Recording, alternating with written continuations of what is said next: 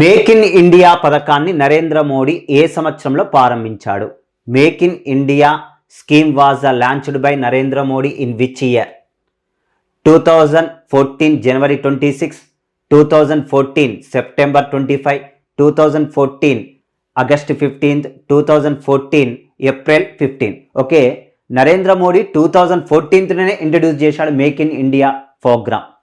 మనకు national manufacturing policy అనేటువంటిది 2011లో ప్రవేశపెట్టడం జరిగింది. అందులో భాగంగా మేక్ ఇన్ ఇండియా స్కీమ్ను ప్రవేశపెట్టాడు.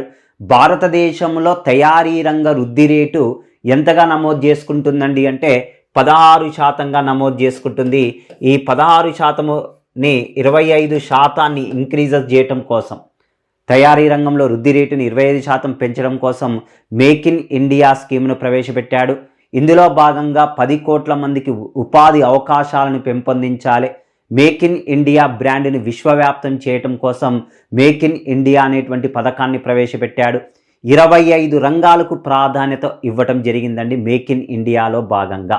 ఇవన్నీ కూడా మనకి ఎప్పుడు ప్రకటన చేశాడండి అంటే 2014 సెప్టెంబర్ 25న మనకు మేక్ ఇన్ ఇండియా అనేటువంటి స్కీమ్ను ప్రవేశపెట్టడం జరిగింది.